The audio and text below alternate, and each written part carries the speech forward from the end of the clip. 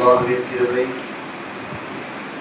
பிற 24 தராஃபியை முடித்து விட்டோம். அல்ஹம்துலில்லாஹ். மொத்தம் 28 ஜுஸ் முடிச்சிட்டோம். இப்போதான் முதல் ஜுஸ் ஓதுற மாதிரி இருந்துச்சு. ஒரு 28 முடிச்சோட 2 ஜுஸ் தான் இருக்கு. அப்போ ரமலான்றது எந்த அளவுக்கு ஸ்பீடாக நமக்கு தெரியுது. அப்போ நம்ம அமலில் அதிகப்படுத்தும். இன்னைக்கு ஓதுன ஆயத்தில் அல்லாஹ் என்ன சொல்றான்னா, வல்லதீன ஜாஉ மின் பஅதிஹிம் யகூலூன ரப்பனா இக்ஃபிர் லனா வலிஇக்வானினா அல்லதீன சபகூனா.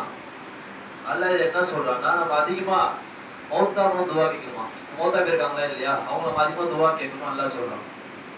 அதுல முதல்ல என்ன சொல்றான்னா, அவன் மௌத்தா பண்ணவங்களுக்கு பின்னாடி ஒரு சந்ததிகள் துவா கேட்பாங்க. அது எப்படி கேட்பாங்கன்னா, யகூலூன ரப்பனா இக்ஃபிர் லனா, என்னுடைய பாவங்களை மன்னிப்பாயாக முதல்ல கேட்பாங்க.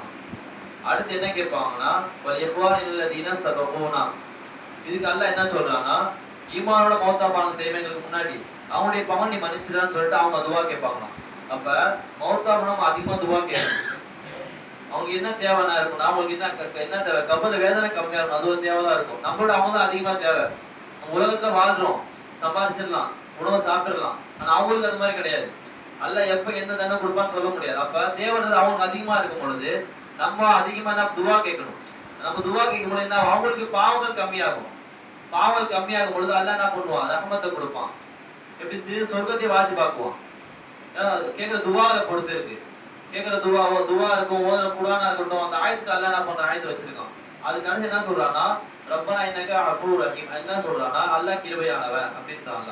அல்லாஹ் முடிச்சிட்டான். அப்ப நம்ம அல்லாஹ் சொன்ன ஆயத்துக்கு நம்ம கரெக்டா இருந்துக்கணும். மௌத்தாப்ப நம்ம அதிகமா துவா கேட்க நமக்கு என்ன பண்ணுவோம், உன்னோட மௌத்தான துவா கேட்பான். நம்மளே துவா கேட்கல, அப்ப நமக்கு யாரும் துவா கேட்பா? அல்லாஹ் அப்படி வைக்க மாட்டான். ஏன்னா கபராளிகளுக்கு அதிகமா துவா கேட்கணும். அதான் குர்ஆன்ல அல்லாஹ் சொல்லியிருக்கேன். நீ ஓதுன ஆயத்து அதுதான், 4 சிஃபா தான் ஓதணும். அப்ப நம்ம அதிகமா துவா கேட்கணும். சில பேர் 2 அவசியம் இருக்கும், மௌத்தாப்ப 2 அவசியம் இருக்கும். ஒண்ணு என்னன்னா, அவன் செஞ்ச அமல்களை கொடுத்து அல்லாஹ் என்ன பண்ணுவான், நன்மையை கொடுப்பான். இன்னொரு என்ன அவசியம் இருக்குன்னா, நம்ம துவா கேட்கணும் தெரியுமா, அதை அல்லாஹ் என்ன பண்ணுவான், ஏற்றுக்கொண்டு அவங்களுக்கு என்ன பண்ணுவான், பாவத்தை கம்மி பண்ணுவான். இது 2 விஷயம் தான் அவங்களுக்கு. ஒரு ஹதீஸ் கூட இருக்கும், ரசூலுல்லாஹ் சொல்லுவாங்க என்னன்னா, மௌத்தா பண்ண பிறகு எல்லாமே விட்டு போயிருமா. மௌத்தா பண்ணவங்களை விட்டு எல்லாம் போயிரும். ஆனா 3 விஷயம் மட்டும் கூட இருக்குமா. ஒன்னே சதகுல் ஜாரியா, செய்ய தர்மங்கள், அது அவங்க கூட தான் இருக்கும். கபர் வரைக்கும் வருமா, மறுமை வரையும் இருக்குமா, அது ஒண்ணு. ரெண்டாவது என்ன சொல்றா, பயனுள்ள கல்வி, மார்க்க கல்வி. அது மூணாவது என்ன சொல்றாங்கன்னா, குழந்தைகளுடைய துவா. மௌத்தா பரான் தெரியுமா, அவனுடைய குடும்பங்கள் துவா இருக்கட்டும், இல்ல தெரிஞ்சவங்க துவா, நண்பர்கள் துவா, அதை என்ன பண்ணும், அது மட்டும் தான் அல்லாஹ் என்ன சொல்றா, 3 கூட இருக்குமா. அப்ப நம்ம என்ன பண்ணணும், நம்ம வாழ்க்கையில நம்ம அதிகமா என்ன பண்ணணும், நம்ம துவா செஞ்சா மட்டும் நமக்கு என்ன பண்ணணும், இன்னொரு துவா அதிகமா செய்வோம். அப்ப நம்ம அதிகமா தான தர்மம் செய்யணும். அல்லாஹ் ரசூலுல்லாஹ்வுடைய ஹதீஸ், தர்மம் கூட இருக்கும், மிச்செல்லாம் விட்டுட்டு ஓடிடும். அடுத்து கல்வி, நம்ம படிக்கல, அப்ப நம்ம பிள்ளைகளை படிக்க வைக்கணும். அதான் அல்லாஹ் மூணாவது சொல்றான், ஒரு பிள்ளைகள் துவா கேட்பாங்க. இப்ப நீங்க கபர்ல இருப்பீங்க, மௌத்தாய் கிடப்பீங்க, எல்லாரும் மௌத்தா போறோம்னா கண்டிப்பா மௌத்தா போவோம். அது யாருமே உறுதிதான், இல்ல உறுதி செய்யப்பட்டு சொல்ல முடியாது. அப்ப நம்ம மௌத்தா போகும்போது நம்ம பிள்ளை ஓதித்தானா அவன் என்ன பண்ணுவான், பூமிக்கு மேல யாசின் ஓதுவான். அவனுக்கு நான் பூமிக்கு நம்ம நல்ல நன்மையை என்ன பண்ணுவான், அதிகம் வத்துவான். புரியுதா? அப்ப நம்ம பிள்ளைகளை ஓத கண்டிப்பா வைக்கணும். அவன் வச்சா நம்ம வைக்கிற துவா என்ன பண்ணுவான், அந்த பிள்ளை துவா ஒழுக்கமா அல்ல உடனே கபூலாக்கிடுவான். என்ன பண்ணுவான், எனக்கு தந்தைக்கு சொல்றத வாசி பார்க்க துவா கேட்பான். அது என்ன பண்ணுவான், அல்ல ஒழுக்கமான துவாவா இருந்தா உடனே என்ன பண்ணுவான், அல்ல கபூலாக்கி சொர்க்கத்தை வாசி வைக்குவான். வேதனை கிடைக்காது. கபூர் வாழ்க்கைன்றது ரொம்ப மோசமான வாழ்க்கை. நமக்கு ஜாலியா வாழ்ந்துடுறோம், பைக் ஓட்டுறோம், சாப்பிடுறோம், ட்ரெஸ் போடுறோம், அங்கங்க வெளியே போறோம், சுத்துறோம், ஆடுறோம், பாடுறோம், எல்லாமே பண்ணிட்டு இருக்கோம். ஆனா அந்த நெகட்டிவா இருக்கும் வாழ்க்கை, அப்படியே டிஃப்ரெண்டா இருக்கும். அங்க எதுவுமே கிடையாது, ட்ரெஸ் எல்லாம் கிடையாது, நிர்வாணம் தான். நேற்று சொல்லியிருப்பேன், நிர்வாணம் தான் இருக்கும், ட்ரெஸ் இருக்காது, வேதனை இருக்கும், ரொம்ப மோசமா இருக்கும். நீ என்ன பண்ணுவோம், அல்லாஹ் விட மாட்டான். அப்ப நம்ம உலகத்துல வாழும் பொழுது நம்ம கரெக்டா வாழ்ந்தா மட்டும்தான் நமக்கு மறுமையில் எப்படி இருக்கும், வாழ்க்கை சிகத்தா இருக்கும். நீ உலகத்துல வாழும் போதே ஒரு சேட்டை அழிச்சாட்டையும் தர்மம் செய்யறது கிடையாது, புறம் பேசுறது, அதான் ரொம்ப பெரிய பாவம். முன்ன நல்லா பேசுவான், முதுக்கு முன்ன நல்லா பேசி போவான், சிரிப்பான், பின்ன என்ன பண்ணுவான், பொறாமறவன் அப்படின்னு பேசுறது கூட அது பெரிய பாவம். புறம் பேசவே கூடாது. அப்ப நம்ம உலகத்துல பாவம் அதிகமா செய்யறோம். அப்ப நம்ம பாவத்தை கழிக்கிறதுக்கு ஒரே ஒரு விஷயம், நம்ம கரெக்டா இருக்கணும். ஒண்ணு.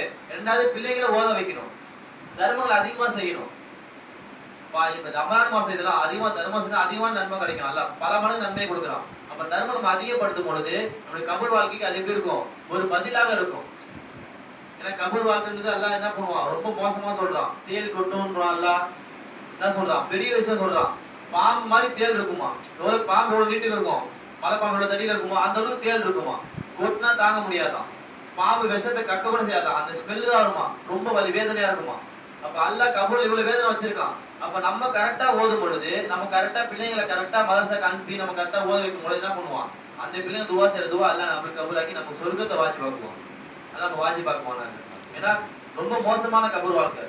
ரசூலோட ஹதீஸ் சொல்லிட்டாங்க இல்ல 3 விஷயம். அப்ப கண்டிப்பா நம்ம கரெக்டா பின்பற்றா மட்டும்தான். சில பேர் இருப்பாங்க எப்படி நான் உலகத்துல மௌத்தா போயிட்டாங்க எதுக்கு நம்ம ஓதணும்னுவாங்க. சில பேர் 100ல 10 பேர் அப்படி இருப்பாங்க. 10% எதுக்கு ஓதணும், எதுக்கு சதக்கா செய்யணும். ஆனா அல்லாஹ் ரசூலுல்லாஹ் சொல்லிட்டாங்க, நீங்க மௌத்தா போயிட்டாங்கன்னா நீங்க துவா கண்டிப்பா கபூல் ஆகும். நம்ம கபருக்கு போறோமா இல்லையா, பாராத்துல நம்ம கபருக்கு போவோம், துவா செய்வோம். எதுக்கு நம்ம துவா செய்வோம், நம்ம சும்மா வந்துட்டோம். ஆனா எதுக்கு துவா செய்வோம், எல்லாரும் துவா செய்வோம். இருக்க எல்லாரும் நல்லா பாவத்தை மன்னிப்பு நம்ம கேட்போம். எதுக்காக கேட்கறோம்னா, நம்ம யாரெல்லாம் பரவாயில்ல, இவ்வளவு எல்லாமே சகோதரர்கள் தான், கூட பிறக்காதவங்க சகோதரர் தம்பி தான் நம்ம பார்க்கணுமே. அப்ப நம்ம துவா கேட்கணும்னா அவங்க சந்தோஷப்படுவாங்க, அவங்க ஏங்குவாங்களா கபூர்ல போகும்பொழுது. நம்மளுக்கு கேட்காத சவுண்டு, நம்ம சும்மா போயிட்டு வந்துருவோம். ஆனா அவங்க பேசுவாங்க நம்ம கிட்ட, என்ன துவா செய்யுங்க யாராவது அப்படின்னு கேட்பாங்களாம். அப்ப நம்ம துவா செய்யும் பொழுது அவங்க சந்தோஷப்படுவாங்க. அதெல்லாம் என்ன பண்ணுவாங்கன்னா கபூல் அடிக்கடி ஷேர் பண்ணணும், போயிட்டு கபூல் ஷேர் பண்ணணும். தெரிஞ்சவங்களா தெரியாதவங்க நம்ம என்ன பண்ணணும், துவா கேட்கும் பொழுது அந்த துவா எல்லாம் கபூல் ஆக்கி என்ன பண்ணுவான், கபூலை வேதனை கம்மிப்படுத்துவோம். பராத்திர போறோமே யாசம் ஓதுவோம், ஒரு யாசம் துவா செய்வோம், மாலத்தை செய்வாங்க, துவா கேள்விப்பட்டிருப்பீங்க. எல்லாருமே பொதுவா கேட்பாங்க, அவங்களுக்கு மட்டும் கேட்க மாட்டாங்க. அல்லாஹ் என்ன சொல்றான்னா, யகூலுனா ரப்பனா ஃபிர், உனக்கும் கேளு, நீனா மௌத்தா போனவங்களும் கேளுன்னு அல்லாஹ் சொல்றான். அதான் அல்லாஹ் விரும்புறானே. நீ உனக்கு மட்டும் கேட்டான்னு வச்சுக்க, அல்லாஹ் என்ன பண்ணுவான், சுயநலன்றுவான். அவன் நமக்கு நம்ம துவாயை கபூலாக்க மாட்டான். அப்ப நமக்கும் கேட்கும் பொழுது அவங்களுக்கு கேட்டான்னு என்ன பண்ணுவான், அல்லாஹ் உடனே துவா கபூலாக்குவான். அது கண்டிப்பா ஈசா துவா கேட்கிறோம். எதுக்காக, கபூலா துவா கேட்டதெல்லாம் நன்மை அதிகமா கிடைக்கும். நமக்கு எல்லாம் துவா செய்ய வைப்பான். ரசூலுல்லாஹ் அது ஒரு சஹாபி இருந்தாங்க. அந்த சஹாபி எப்படி இருந்தாங்கன்னா, மக்கள் 2 பிரிவு இருக்குமா. ஒரு பிரிவோட தலைவர் அந்த சஹாபி இருந்தாங்க. அவங்க தாய் மௌத்தா போயிட்டாங்க, ஆனா கூட இல்லாதவங்க தாய் மௌத்தா போயிட்டாங்க.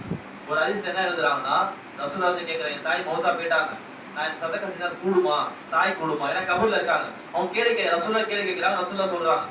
அடுத்து என்ன சொல்றாங்கன்னா, இன்னொரு ஹதீஸ்ல என்ன வருதுன்னா, என் தாய் ஒரு வசியத் வச்சிருந்தாங்க. வசியத்து என்னன்னா, மௌத்தா ஒரு நேச்சர் கொடுக்கணும்னாங்க. நேச்சர் அது சொல்லுமா அவங்க கூட இல்ல.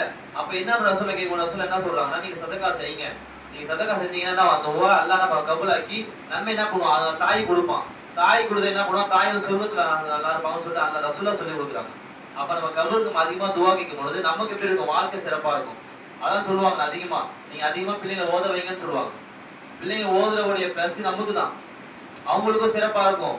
அங்க ஓத வைக்கிற மக்களுக்கு என்ன பண்ணுவோம், அல்லாஹ் சிறப்பை கொடுத்துக்கிட்டே இருப்பான். அதான் குர்ஆன்ல கூட துவா, அது ஒரு துவா இருக்கு, அஸ்ஸலாமு அலைக்கும் யா அஹ்லல் குபூரி. என்ன துவானா, கபர் போய் ஓதணும். நீங்க போயிட்டீங்க, நானும் இன்ஷா அல்லாஹ் வந்துருவேன், அதுதான் ஒரு துவாவே. ஆனா தமிழ்ல விளக்கம் எழுத மாட்டாங்க, ஏன்னா அது ஒரு பயம் இருக்கும். நானும் வரேன்னு சொல்லும் போது அவங்களுக்கு ஒரு பயம் இருக்கும், சொல்ல மாட்டாங்க. அதுக்கு தமிழ் துவா எழுத மாட்டாங்க. ஆனா அரபில இருக்கு, அஸ்ஸலாமு அலைக்கும் யா அஹ்லல் குபூரி.